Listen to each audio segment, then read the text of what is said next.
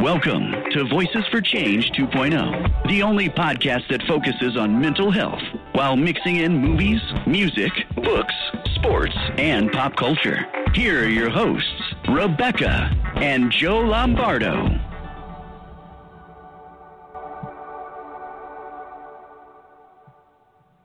Hey everybody, good morning to you. Thank you for joining us on this lovely Saturday morning. Good morning, everybody. Thanks for being here. Thanks for taking time out of your busy day to listen to us. We are truly honored. Absolutely. And this morning, we are definitely honored to be speaking to our guest. We have a lovely lady that has been working diligently to raise awareness of the stigma surrounding mental illness. She's an advocate, a blogger, a public speaker, and a soon-to-be published author, as well as a cast member for This Is My Brave, which we will find out a little bit more about later. Please welcome Jeanine Hoff. Hi, how are you? Good. How are you doing today, Jeanine? Good. You hear me good? Yep. We hear you just fine. Awesome. I'm great. Thanks for being with us. We are sleepy. Yeah, pretty much. That would be the best way to explain it. Sleepy and, got the window open across the room here and wondering, if that's going to come across. You guys are going to hear cars driving by or anything. Yeah, well. That's all. We'll fix it in post. Yeah, we'll fix it in post. Scott is a magician. He can make anything disappear. Yes. So if you don't have any questions for us, we're just going to jump right in. Yeah, go for it. I'm excited. Yay. Okay. So are we. All righty. So the first question we have for you is at what age did you determine that you may have a mental health issue, and what was your diagnosis at that time? It's kind of funny because I wasn't really diagnosed with anything until I was much older, like in my 20s and then really in my 30s. But I was always that nervous kid, like worried about everything under the sun.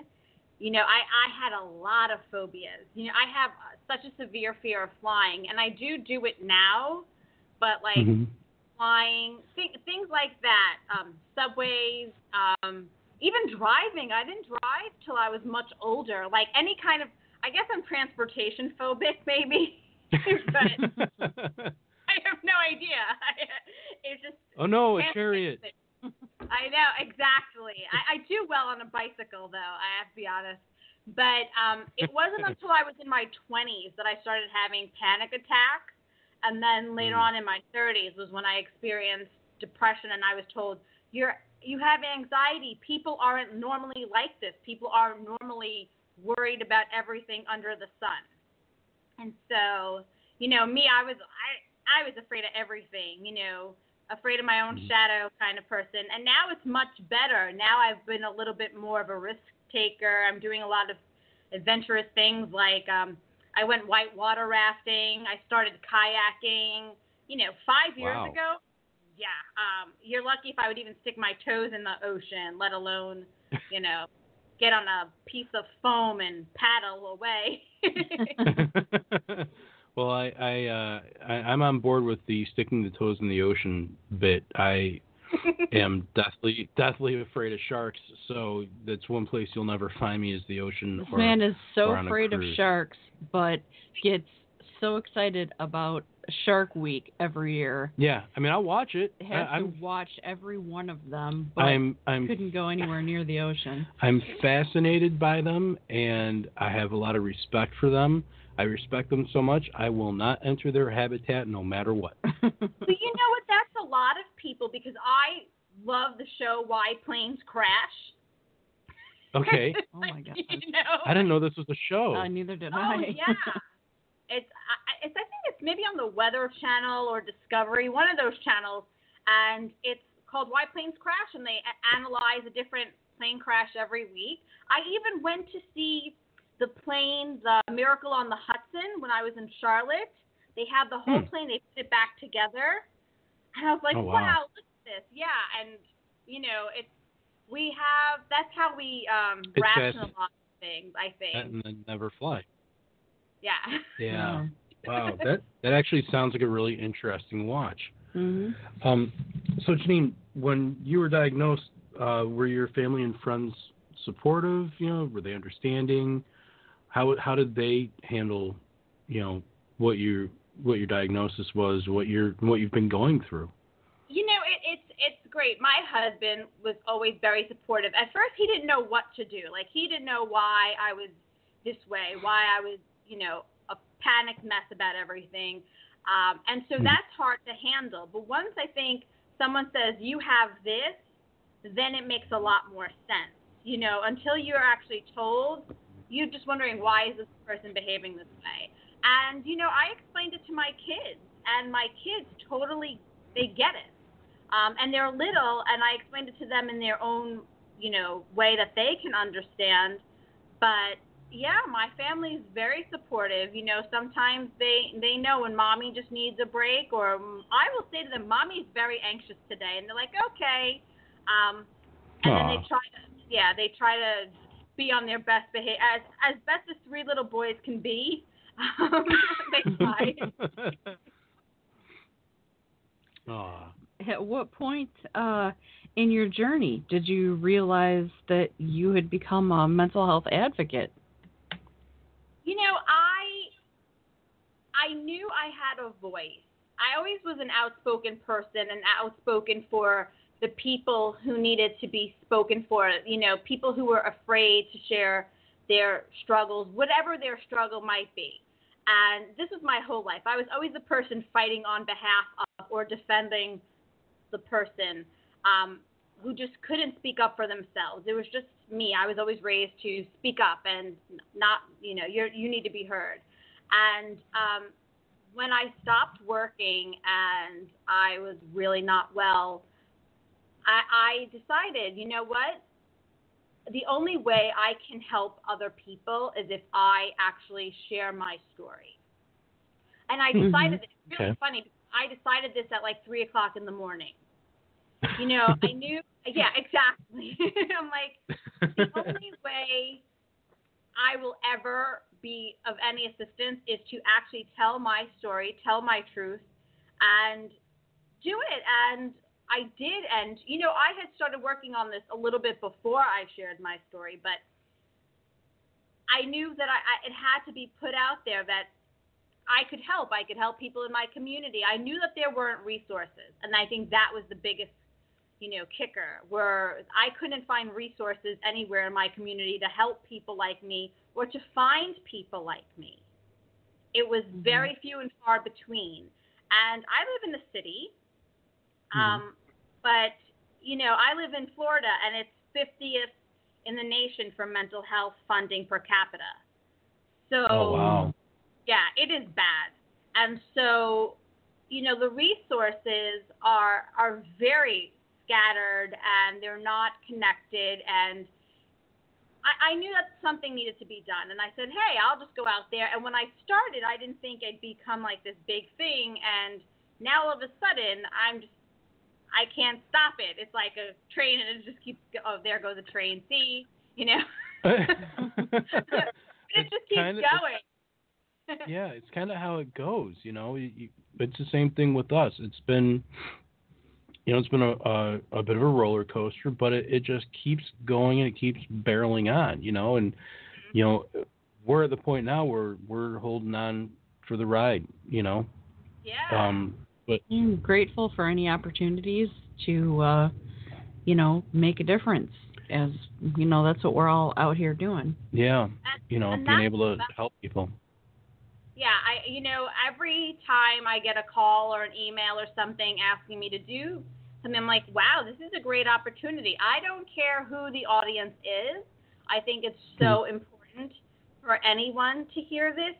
And to me, at this point, I think, it's common sense. People know how to handle mental health. People know how to handle someone with a mental health disorder. But it really isn't. I'm teaching mental health state. I'm an instructor, and I taught last week, and everyone was like, wow, the terminology you use is so incredible. I would never think to use those words. And I'm thinking, wow, these are smart people, people who care, and what I think is common sense now, it really isn't. And so it's important to get that word out to just anyone. Yeah, I wish you were closer to us because I would love to take that course from you. I plan on taking it at some point, but I wish I could take it from you. That would be fantastic. Oh, it's such a hoot. It's such a riot.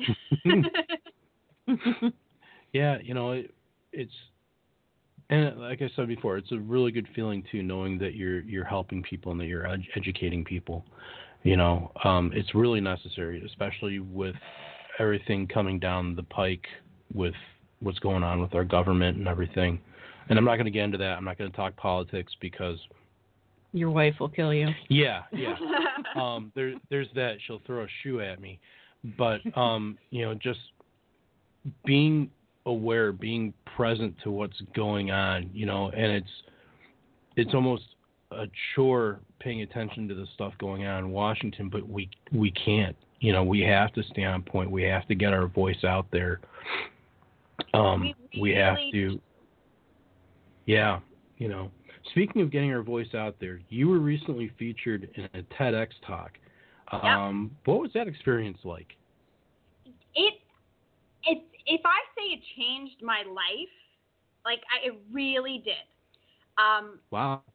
Yeah, it really did. The opportunities that have come about from that have been incredible.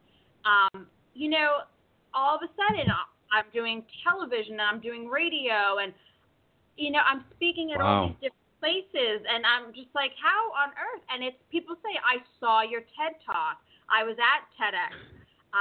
And that was pretty amazing. They prepare you so well. It's, about 6 months of work, in advance to prepare you so that you get up there and you know what you're saying. And now, of course, I watch it and I think, well, I would change this, I would do it this way, I would do that. Right. But it was really me getting up and telling my story to hundreds of strangers and, getting them on the journey and getting them to see what mental health is. And I didn't think, it would leave such a lasting impression, but it really, really did. And, and I get to walk around with that moniker, TEDx speaker, Jeanine Hoff. I feel like Academy Award winner, Yeah. It's such an amazing experience to just get up there and just be able to tell my story and make a difference. And I'm telling you, the opportunities that have come about ever since have been just amazing. And people can find that TEDx Talk on YouTube currently, correct? Yes. All they have to do is search Jeanine Hoff or search Where is the Sunshine, and they will find it. That's cool. That's very, very cool. And congratulations to you for getting to do that. Yeah, absolutely. Congratulations. Yeah, when I got up there, I was thinking, what am I doing? Why did I do this? But you're so well prepared that it just comes out. It just flows. You just know it. And so, but yeah, you always have that moment. And, it's funny because for a person who lives with anxiety, I love public speaking. I love being on a stage. I love performing. Wow. That's what I've done my whole life. So I have a degree in singing, believe it or not. And so, really? Yes, I do. I have a degree in voice. And so, I love getting up and performing in front of people. And that to me was a way of managing my anxiety, managing my depression. That was my, self-care, is just to sing or to be in front of people. Oh, that's Again, cool. That's no a very good outlook too. Yeah, I wish I could say the same. I'm a bit of a nervous Nelly when it comes to that kind of stuff, but hopefully at some point I'll get past that because I'm looking to try to do some more public speaking. I've done a tiny little bit at book signings and what have you, but I haven't ever done anything in front of a big crowd, not since I tried to take a public speaking course in college. So It's been a while. Yeah. Public speaking courses, I'm sorry, are just terrible. They really are. I took one also, and I was like, this is awful. Like, you have to, persuasive speech or whatever.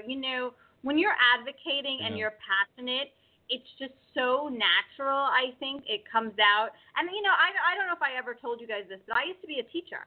And so I'm comfortable also being in front of people. And so, it's all good. Like, it comes out. It's natural.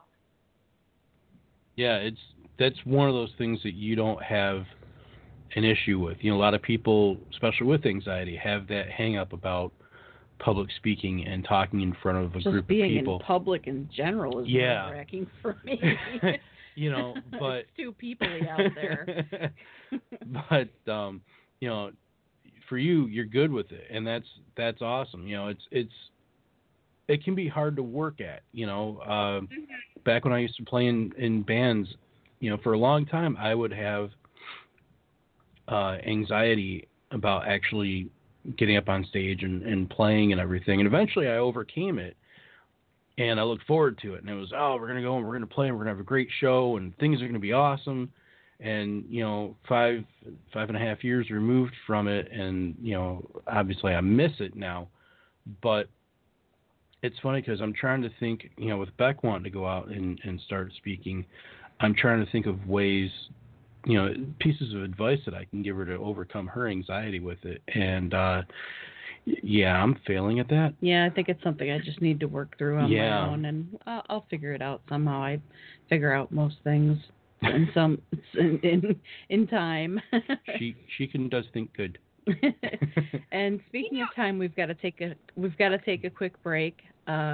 We will be right back, and in the meantime, here is Annie Baltic with Low Key.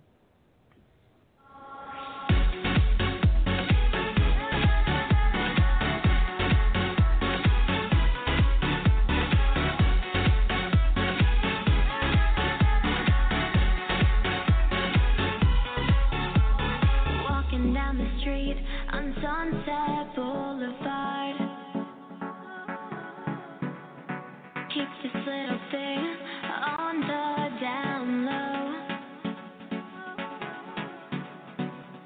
I don't know where to go, but I want you to know that you'll always be mine. Come on, raise your hand and turn up the sound.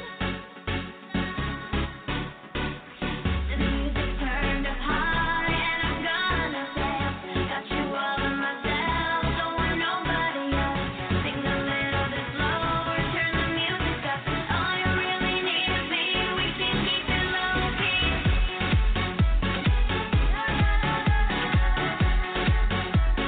We can keep it low key.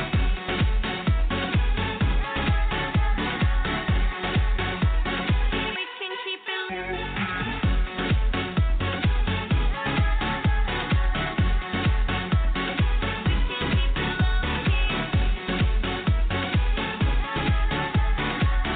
low key.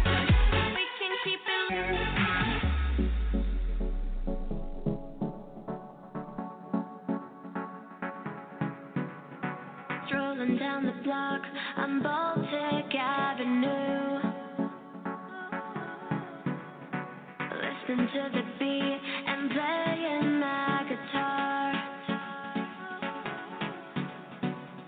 And now I know who to be, and I want you to see that this is not the end. Come on, strike up the band and understand. The music turned up high and I'm gonna dance. Got you all by myself, don't want nobody else. Sing a little bit slower,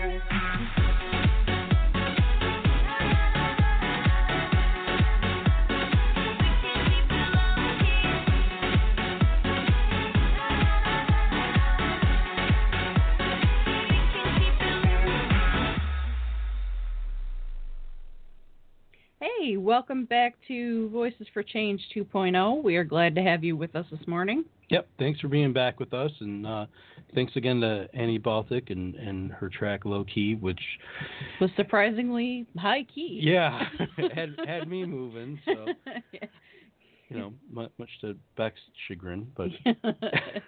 And welcome back to our guest Jeanine Hoff today with the website Where Is the Sunshine, among many other things that she's juggling at this point in time. Hi. So you have Hi. So you have a full schedule ahead of you in the next few months. In June, you'll be speaking at the Mental Health America Conference. Yes, I'm very excited, and I have to fly by myself, so that'll be great. Oh, wow. Oh, geez. Yeah, don't watch that show you were telling us about a little while ago. Where's that being held at? In D.C. Oh, cool. Very cool. I love D.C. Yeah, I'm really excited. Have you been before? Yeah, I've been to D.C. a bunch of times. I was actually just there last May with my family, and I got to take my sons all around, and I took them to see the Declaration of Independence and stuff like that, and they were like, okay, like it's a piece of paper. Okay, thanks, Mom. Like, so, but it was really cool. You'll appreciate this later. Yeah, I know. That's what I was just gonna say. They'll appreciate it later. I mean, my parents, when I was in 8th grade, took me to Pearl Harbor. And while I did appreciate it while I was there, I appreciate it even more now. Like, I can even still get goosebumps and get emotional about talking about the experience of it. I always tell people that particular trip changed my life because it really, really honestly does. And I can't wait until Joe and I save up the funds for me to be able to haul him back to Pearl Harbor, because it was absolutely an amazing experience. So they may not be too excited about it now, but they'll be able to look back and say, yeah, my parents took me to this and it was really cool. So No, I definitely agree. Now, with the Mental Health America Conference, do you know any more about that and any details of who else might be speaking, or? I know one of Destiny's Child who will be speaking. Oh, wow. Yeah, and a bunch of other people. I haven't really focused on that too much right now because I have so many other things going on for May. So I'm like, I'm at that point where I'll cross that bridge when I get to it, and I have a lot of bridges to cross. Yeah, in coming months. Exactly. Yeah, that's definitely. I was going to say that you have a lot of bridges. Yeah. So that's cool though. That's exciting that you're getting to go there. Yeah, I'm excited. You are also part of an amazing program called This Is My Brave. Would you share with our audience what that entails? What's that all about? So This Is My Brave is a national organization, and it's individuals getting up on stage and sharing their story in a production. It's like a monologue-based show of living with mental health disorders. And so there's productions all over the country. There's New York, LA, DC, Chicago, all over the place. There's even a production being held in Australia now, so it's gone international. And cool. I'm producing the Jacksonville, Florida one because that's where I'm based out of, Jacksonville.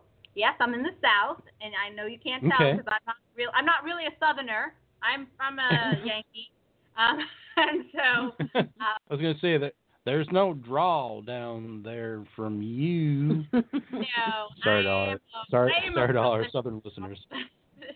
And so I'm producing the Jacksonville one, and we have a cast of about 12 people, and they're going to share their stories of what it's like to live with a mental health disorder, but it is positive, and it's uplifting, and it empowers them, and it decreases stigma in our community. And that's really important because it's so important for an audience to look at people who look like you and me and see, oh, wow, these people live with a mental health disorder, and they're, thriving, they're working, they're contributing to society. Oftentimes when people think of any kind of mental health disorder, they think of, what you see in Hollywood, what you see in the movies. And it's not really that. There's a percentage of that are real severe and are in the state hospitals and, and are undergoing, more intensive treatment. But the majority of people, what's the statistic? 1 in 5 people will experience a mental health disorder, in their lifetime. 1 in 4 people have one now. I mean, so, it's your neighbor, it's your mailman, it's your teacher, it's the person at the grocery store, it's everyone around us. And so it's important, I think, for people to see what it looks like.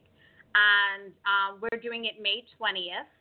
And I think it's going to be great. I'm really, really excited. I have an awesome cast, and they're going to be sharing essays and speeches and original poetry, and it's going to be awesome.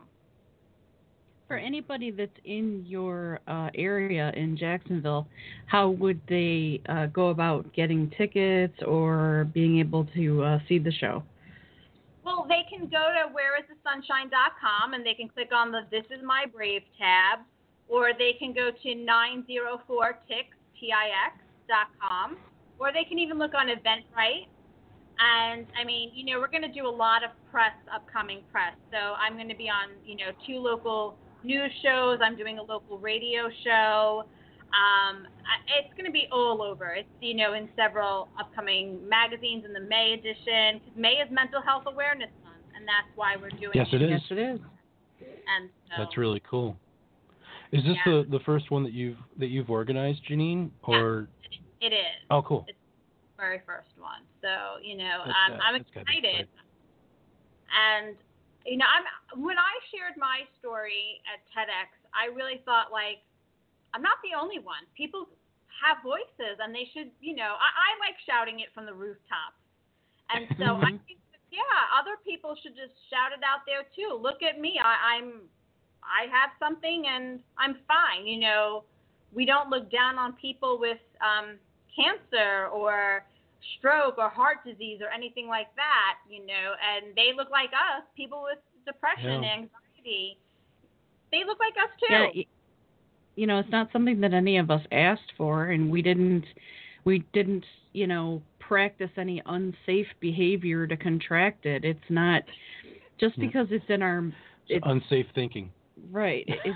Just because it's, not visible to the naked eye doesn't mean that it's not valid. And that's, the struggle that we're all going through right now is making people aware of the validity of the conditions that we deal with. So the more that we talk, the more that we just keep beating people over the head with this idea, hopefully in not too long, not too distant future, we'll all be able to, look back and say we did it, Yeah.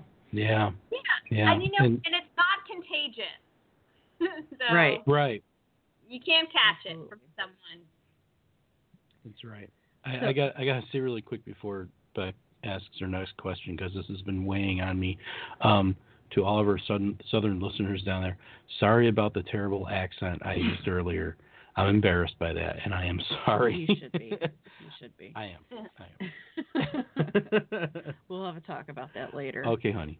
I'll pin that in my calendar. All right. So, Jeanine, you've also been invited to New York University with the amazing group Stigma Fighters. Can you tell us a little bit about that? I am so excited. That's where I'm from. I'm a New Yorker, and I'm a Southern transplant. No, I'm a Northern transplant in the South, and I'm excited to return to my hometown and just be there with a bunch of great people who. It's so funny. We are a really small community of advocates, all of us, and it's like we all know each other via social media.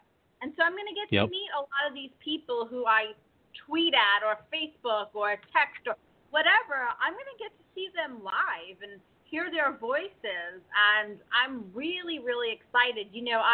my piece that I wrote so long ago that I really don't even remember what it was about, but I'm going to assume it's about mental health. And yeah, I wrote it so long ago, and I'm so excited to be part of the book. You know, Sarah Fader is a great advocate, and I mean, she has national recognition from every legitimate source under the sun, and there's good reason for it. She's great at what she does, and I'm excited to be a part of it. I'm excited to go there and read for NYU, and it's so great that there are people who want to hear what we have to say and hear our stories and listen and, you know, fight stigma. I mean, what better way, you know, to end Mental Health Awareness Month than to go to New York and read out of a book that you're in? Right. Well, you know who else you're going to meet while you're down there, don't you? Possibly. Us. Us. I hope you guys can be there. I mean, I really hope, you know, Sarah's running a fundraising campaign, and if anyone can contribute, please do. It's Stigma Fighter, and it's, you know, it's wonderful. I mean, I'd love to see all you guys there. It's so great. Yeah. So far, that's the plan for us. Is we will be there too. Beck's gonna read a piece that she wrote. I wrote my piece in 2014 as well, so it's been a little while, but you know, I read over it the other day, and it's still all very relevant. So that's good. I just have to bump up the age on it a little bit, but but yeah, we're you excited. know, we've got reservations at a hotel, and you know, we're hopeful that everything is going to go through smoothly, and I would love to meet you, and I definitely want to meet Sarah. We've been talking for a while, and you know, looking forward to it. So that's going to be my first, and you can help me, Jeanine. You can help support me as I get up on the stage. I'll be cheering you on from the back. Yeah, we're excited. Neither of us have ever been to New York either, so yeah, we're going to be like two little lost lambs in the city. Yeah, definitely. But it is the easiest city to navigate. It is every 3 blocks is like the best restaurants in the city. Like there's food everywhere. There's something to do every block, and you know, just the history of New York and just all the stuff. It's amazing. It really is a great city. I know.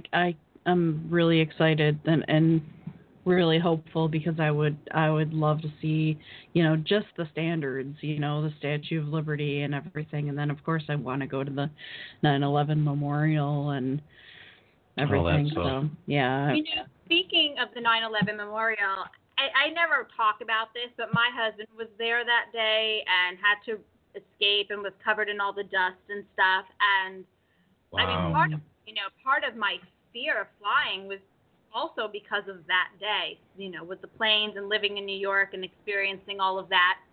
When we went to New York last year, I said to him, we're going to do this. And we went to the New World Trade Center, and we rode up to the top, and we did the whole observation. It's like 102 floors, and it was like overcoming something that had been a fear for both of us. And my husband's not a phobic person. I mean, nothing phases him. But that was something that was emotional and, you know, and fear, and I felt liberated when I got to the top. We have all these pictures and stuff. And if you can go to the 9/11 Memorial Museum, that is just so incredibly well done. I mean, that was one of my most favorite experiences. And I'm a New Yorker, and to go there and experience that was phenomenal. That's something we're definitely looking forward to. I've got a couple of days off from work. I'm trying to get a third, just because we're driving out. Yeah, we're gonna drive and. Oh wow! And it only takes 9 hours from Michigan, so that's not much to us. No, I drive for a living, so you know, I spend multiple hours a day driving anyway, so I'm not fazed by that. Well, we are going to take another quick break. This is Joan Ryan, On a Clear Day.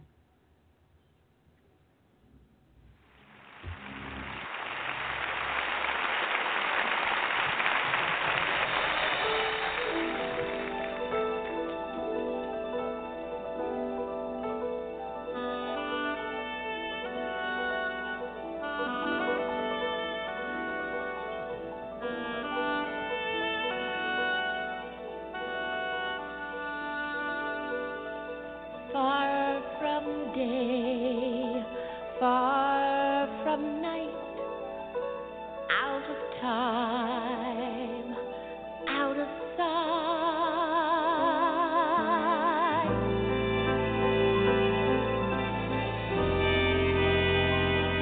Dry the rain, warm the snow, where the winds never go.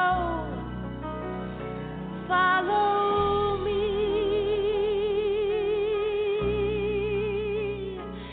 to a world you've never heard before.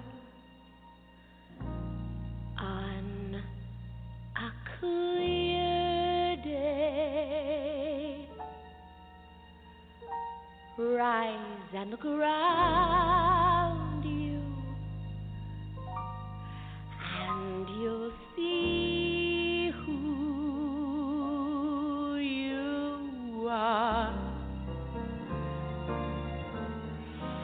On a clear day, how it will astound you that the glow of your being outshines every star. You'll feel part of every mountain, sea, and shore. You can hear from far and near a world you've never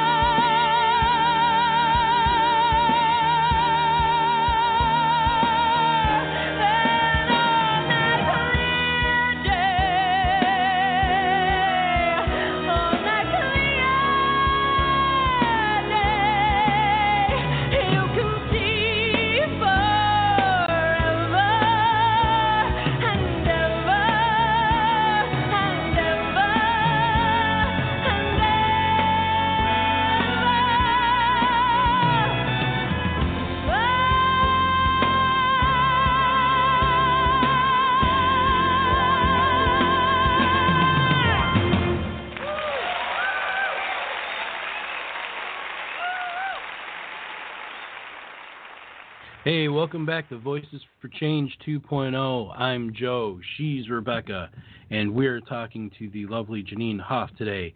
And thanks for being with us. Thanks for listening to Joan Ryan's song On a Clear Day. And, man, lady's got some pipes. Mm-hmm. So, anyway, thanks for being with us there, Jeanine. Thanks for hanging in there. This is fun. I'm having a ball. That's great. We like to make it fun. Yeah, we like to hear that. Usually at my expense, and I'm fine with that. If people are interested in learning more about you, do you have a website that you can share, social media links, all that fun stuff? Yeah, it's www.whereisthesunshine.com, and on Facebook it's also Where Is the Sunshine, and on Instagram and Twitter it's at Yes You Shine. So it's YESYOUSHINE. That's great. And what is the background of Where Is the Sunshine? Just for us uninitiated. Yeah. You know, it's before I actually started the organization, we're a 501c3 charity. And before I started it, when I was really depressed and struggling, I started an Instagram account just to find quotes and stuff that I thought were uplifting and positive. And the reason was because when I was looking through social media for, depression, anxiety, stuff like that, what I kept finding was really depressing stuff. I mean, really dark, brooding quotes, and it didn't help. It made it worse. So I said, I'm going to find positivity. I'm going to look for things that make me happy. And so I started this little Instagram account that I called Where Is the Sunshine? And I got that name from, I'm a musician, and I thought every song that I know kept saying sunshine in it. Like everything that was I got sunshine on a cloudy day. The sun will come out tomorrow. Here comes the sun. Everything, that represented positive change had to do with the sun. And I was wondering, where is this sunshine that they keep talking about? Because for me, I don't see it. So I called it, Where is the Sunshine?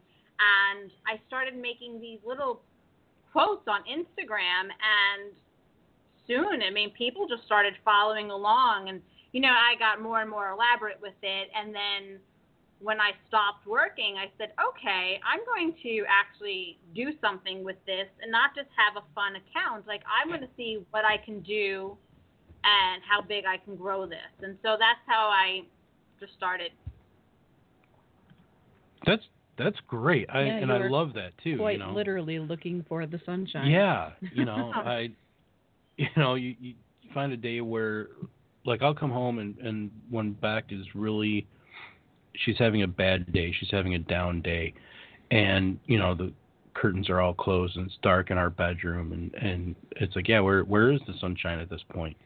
Yeah. So I love that whole, just trying to find the happy side of it. And it's funny too, because it's spring now, it's springtime, it's April, almost May, and it's nice out mostly. It's cloudy here today in beautiful Detroit, but for the most part it's still nice out. We've got the window open, it's a nice breeze coming in, and it's not the dark, murky, depressing throes of winter anymore. And once it hits September, for me, I start to go downhill. I can actually physically feel it. Everything gets zapped out of me. Here we don't have that, because I live in the Sunshine State, which didn't even occur to me when I put this all together. And it's always sunny here, except when we have our, summer storms every single day, and the sky turns black, and, you have to take shelter immediately. But there's always sun here, and it's always bright. And even, for us, it didn't matter how bright the sun was. I was still, hidden in the darkness too, with the shade closed, and Yeah, exactly. And that's got to be even, I guess for lack of a better word, weirder, because you're down there and because it's always sunshiny, and yet you've got this cloud hanging over your head. Yeah. And that's not to say that anyone should feel badly about, not feeling great. On my days when the like you said, when the curtains are all drawn and I can barely get out of bed, I'm still working through the difficulty of those days, and trying to keep away from the feelings of guilt of not being able to accomplish things that I wanted to accomplish on those days. And I think another thing that we're all struggling with, trying to get through people's heads, is that it's okay to not be okay sometimes. It's just you just don't want to pack up and live there. Yeah. So he's not trying to tell anybody that it's bad that they have no, not at all. have a bad day. No, it's absolutely not. It's interesting because the sun is almost taxing. Like, you feel like you're always compelled to do something outside and go outside because it's always nice out, and like you feel like if you're stuck inside all day, like you've accomplished nothing. And right. There were times where I felt like I lived in a glass elevator. Like, here I am in this glass. I could see the whole world around me, and everyone's life is going on outside, and I just kept moving in, like, the same spot, up and down, trapped in this, like, world with every life going on outside. And it was like a fishbowl. Yeah. Yeah. Really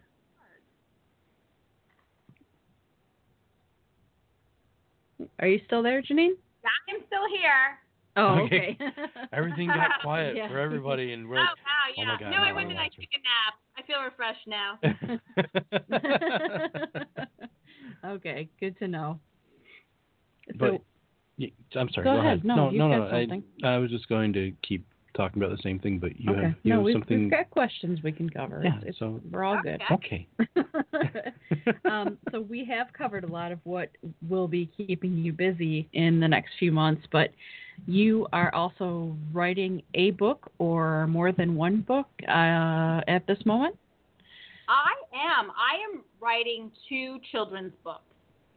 And the reason why I went with children's books is when I was struggling, I didn't know how to explain it to my children.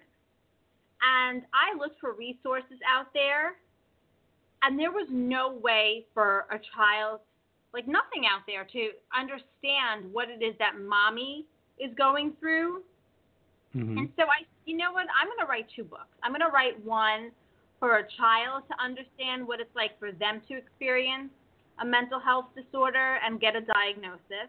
And I'm going to write another one for children to understand what it's like when a parent has a diagnosis and has something, that it's easier for them to understand that there's no resources out there. Most of the resources are for parents to understand their children who have a diagnosis. Mm-hmm. And even those aren't really wonderful because most of the research is done on adults. There's not really research done on kids. And, I explain to my kids in my own way that sometimes mommy's brain doesn't feel good. Just like your foot can hurt or your throat can hurt or your ear can hurt, sometimes your brain doesn't feel good. And sometimes you just need to rest and relax your brain and take it easy, and that it's okay. And if you want mommy to be a good, strong, healthy mommy has to relax her brain, and it's okay. And they all get it. It's so funny. That's my kids cool. are they're little and they get it, which is great. That's awesome. My 10-year-old the other day, something was going on, and he said, "Is that a trigger? Are you being triggered?" And I'm like, "No, I'm not being triggered." Like, he knows the terminology. Bless his little heart. That's great. Yeah, it's kind of funny because, now, I'm not a sit-down kind of person. And so if they see me laying in my bed and it's a Saturday morning, they'll be like, "Mommy, is your brain sick today?" And I'm like, "No, Mommy just wants to take a break for 5 minutes."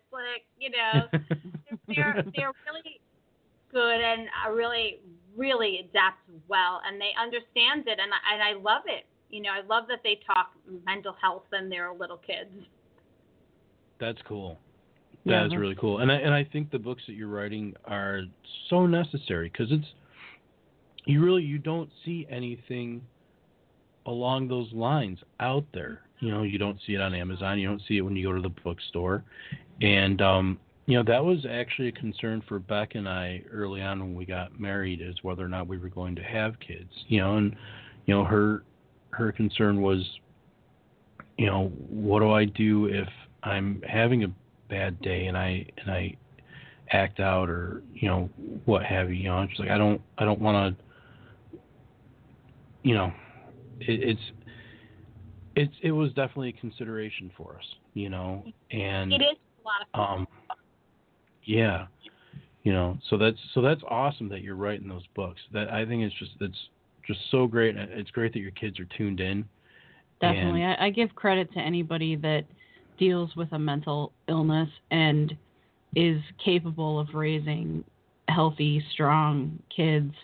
I mean, raising children is a difficult task for anybody. Yeah. And for those of us battling a war inside of our brains every day, it's got to be even more so. And, I don't begrudge anyone. If you're dealing with something, I don't tell anybody that they shouldn't have kids. I'm not that type of person. But for us personally, it just wasn't a good option. Yeah. And I think I knew that, in my very early 20s. I was already pretty self-aware that wasn't going to be something that I did. We give you props for raising strong, smart, and aware children. It's a difficult task, like I said, especially when you're dealing with these things you're on your own. And I actually think that that's probably going to contribute to us conquering the stigma of mental illness, is educating our children when they're young. Right. Mm-hmm. It's really important. And I started a petition, mm-hmm. actually, because I want to get to kids when they're younger and start teaching them mental health awareness, as a requirement in schools. Now, I thought junior high, high school, college would be the right age group. I've had some folks tell me that they think that we should start as early as elementary school, but obviously each course would have to be catered to a certain age group. Mm-hmm. But, I think it's really important. I do a lot of speaking to high schoolers. And what I ended up doing was also starting to speak to middle schoolers, because that was the feedback I got, was why didn't we hear about this earlier? Why didn't we know? I never heard this until now. And so with high schoolers, they're all on social media. Middle schoolers are all on social media. And between the bullying and all of that and peer pressure, it's really important for them to hear it. And I have to tell you, kids don't talk about this with their parents enough. Many parents don't even talk about it at all. And, there's all that controversy with 13 Reasons Why. Right, yeah. I watched it, and I had to put my critical advocate hat on instead of watching it as just a viewer, because I knew that it could be upsetting. And yes. Yeah. I think what it did was it has sparked conversations between kids and their parents. And I'm hearing this from all my friends on Facebook who have teens, and I have a lot of friends with teens, and they are watching it with their kids and talking about it, and normally they would have never talked about it. And I think that's important. Anytime we can have our teens talking mental health, because that's where it really begins, especially anxiety. And we want them, when they're ready for college, we want them to be prepared for the stressors that happen when you're living on your own and you have to get, there's deadlines and tests and all that pressure. They need to be ready for it. And many people, that's where they start experiencing, depression, anxiety, panic attacks in college. That's, it's funny you say that. It really is. One thing that we've really discovered doing this show over the last, I don't know however many months, is that everybody that we talk to that has some type of mental illness, be it depression, bipolar disorder, you name it, anxiety, the traits for everything really, if they stopped and thought about it, regardless of when they were diagnosed, really started hitting them around their teens. Mm-hmm. Yep. And, I know it's true for Beck that, she had her diagnosis at 19, and she was aware long before then that she was going through stuff. You mentioned earlier in our interview today that you realized you were going through some stuff. I think it behooves us to talk about it, and that's one of the good things about a show like 13 Reasons Why, as triggering and as disturbing as the show can be, and for what it depicts, it's also forcing parents and their kids to talk about this subject in a way that hasn't been talked about before. And I think that's one benefit from it. Yes, and that's one thing that we do want to say. If you have not watched it yet, or you're thinking of watching it with your kid, or you are a kid and you're thinking about watching it and you struggle with any of these type of things, please be aware that there are triggers. Self-harm is depicted. Obviously, suicidal tendencies are depicted. So please be very, very careful. It's not something you want to just sit down and binge watch over, 10 hours or 13 hours or whatever. Yeah. Just be very careful about the show. So although it does have its positive messages that we're grateful for, there are some things that you could possibly struggle with. So just be aware of that before you dive in with both feet. Yeah. So do you plan on, Jeanine, on real briefly, with the little bit of time we've got left, do you plan on slowing down anytime soon to take a little break? I do. Once Mental Health America conference is done, I'm just going to take a little bit of break. You know, during the summer, I'm going to focus on learning more, and I love taking courses, and I love just studying different things, especially when it comes to mental health. And so I may do some more certifications and stuff this summer, but it just will be learning, not jumping around and advocating, because I am so incredibly busy. I need to just take a break because it's important. Mental Health Month is madness for us, and then we need to slow it down. Yeah. Absolutely. Well, that is going to end our time with you for this morning. We are sad to say. Yeah. We've had a great time talking to you, and we really, really appreciate you being with us today. And we're looking forward to seeing you at the end of May. Yeah, I know, this is we're fun. definitely looking forward to it. Yeah. So we will be signing off with Matthew Olson's violin version of Evermore, the new song from Beauty and the Beast. And Jeanine, if you would just stay on the line for a moment. Sure. Yep, don't go anywhere.